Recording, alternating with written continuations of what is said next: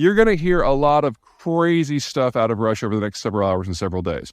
You're going to hear that Prigozhin is having conversations with military commanders. You're going to be hearing stories about military commanders flipping sides. You're going to be hearing about defections within Wagner itself, of people going the other direction. You're going to hear about assassination attempts on all sides. You're going to hear about the Chechens siding with Prigozhin and Wagner or against, or you're going to hear about them going home.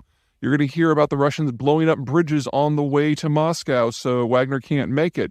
You're going to hear about forces gathering along the way. You're going to be hearing about airstrikes on Prigozhin because Wagner is so terrifying that the Russian military doesn't want to engage. You're going to hear lots of stuff. Some of it will even be true.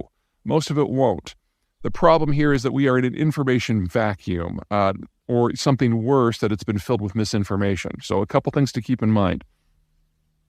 First of all, there is no free press in Russia. There hasn't been for 20 years. That was one of the first things that Putin did when he took over. He removed all the satirical shows, he removed all the news shows, he removed all the investigative shows, and it became basically a one-man government and a one-state propaganda system that has become more and more and more intense, especially since the onset of the Donbass war back in 2014. So official news channels are limited, and any time a Westerner tries to get in there to do some reporting, the Russians tend to arrest them on drug or sedition charges. And in fact, you've got a number of high-level journalists that are in jail right now awaiting trial and or execution. So the normal methods of getting information are thin. Folks like me, especially since 2014, have really relied on Twitter because it's basically crowdsourced information. And there was always a battle between the Russian bots and the Russian trolls on one side and the people who are trying to get information out on the other. And when we got to the start of the war in February of last year, the bots and the trolls just went away because a lot of governments and a lot of institutions, including Twitter, did a big crackdown on Russian misinformation. But then Elon Musk took over the operation, and in the time since, he has pushed down, they had the algorithm push down the relevance of anything involving Russia and Ukraine, so it's actually below things like vaccine misinformation and election misinformation in terms of what gets brought up to the top. He's banned or shadow banned a huge number of accounts that I used to depend upon for knowing on what's going on in Kiev and Moscow.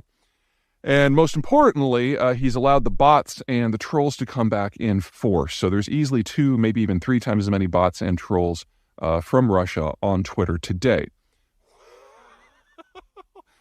Not just that these are sources of misinformation, they're not all on the same side in this coup.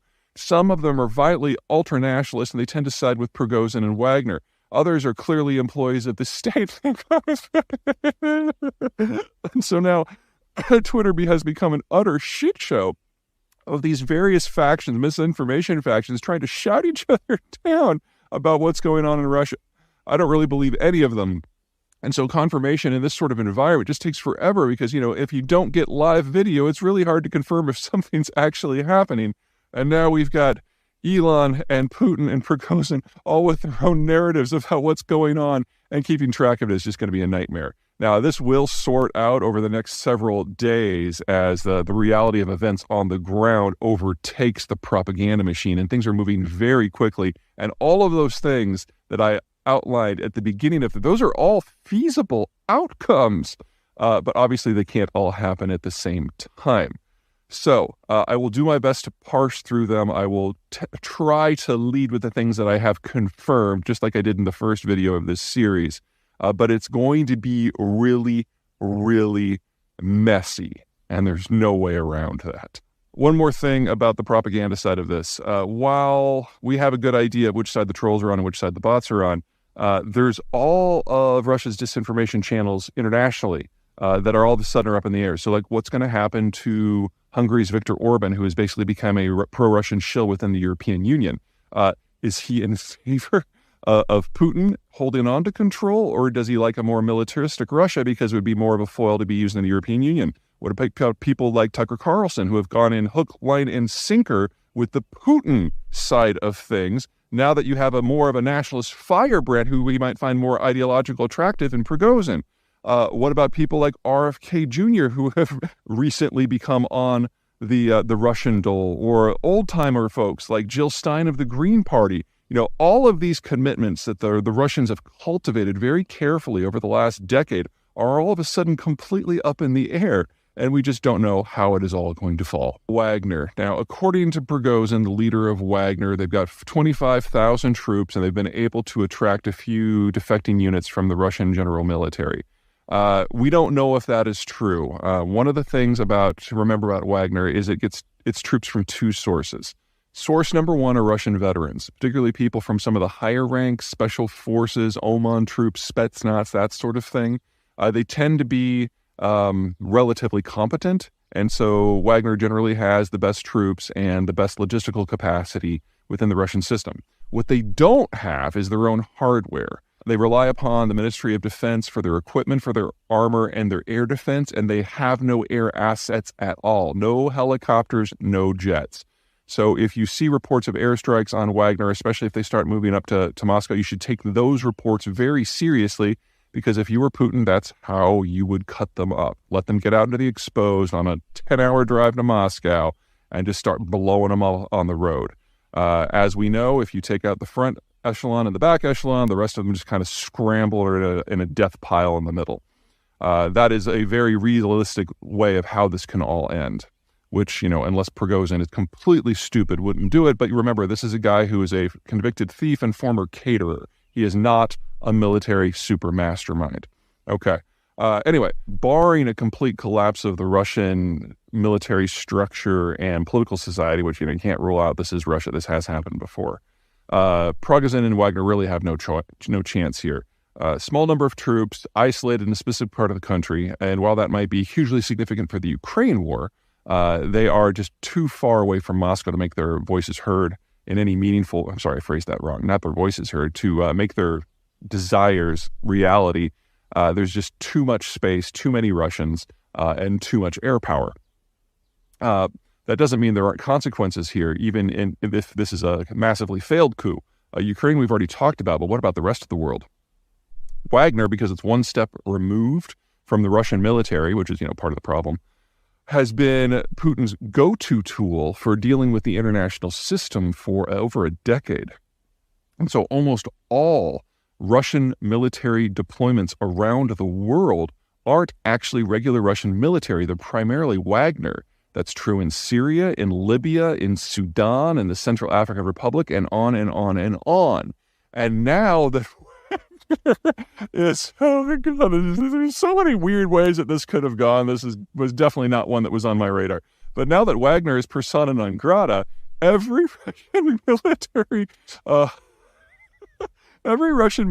base around the world is going to get shut down by the Russians in the next few weeks. That, of course, assumes that countries who are trying to seek favor with Putin don't go against Russian forces at Putin's request. Oh my God, this is just delicious. Okay. Oh. Yeah, I've got to get myself some popcorn for this. Okay, folks, the bottom line here is that Wagner's military capacity is a subset of Russian military capacity, but the personnel are different. And so now that the personnel have changed sides, you should expect to see a complete disintegration of the entire Russian global position beyond the former Soviet Union. Within the former Soviet Union, as a rule, it is the Russian military who is in the pole position. But beyond that, wherever it happens to be, it's Prigozhin and Wagner that are the face of Russian strategic foreign policy. And now that that's on the other side of a rebellion, that is going to completely die. Now, for those of you who have been worried about the long duration of Russian power, this is great, because remember, Wagner is the best troops that Russia has. It's the sum total. It's really the only place that Russian vets go to after they leave the regular military. And they are scattered around the world. They are vulnerable. They are now without supplies or fuel or diplomatic cover. They are enemies of the state. Wow. It's going to be a wild week, folks. Oh, one more thing. Big question that we don't know the answer to. There are two sources of troops for Wagner, the military veterans and also convicts that they've pulled out of prison to use as cannon fodder. Now, convicts are good as cannon fodder for offensive operations, but they're not good for defensive operations. So, and they're probably not good for sending into, say, like a city like Moscow where there's regular Russian forces either. So basically, the convicts have become a non-issue in this.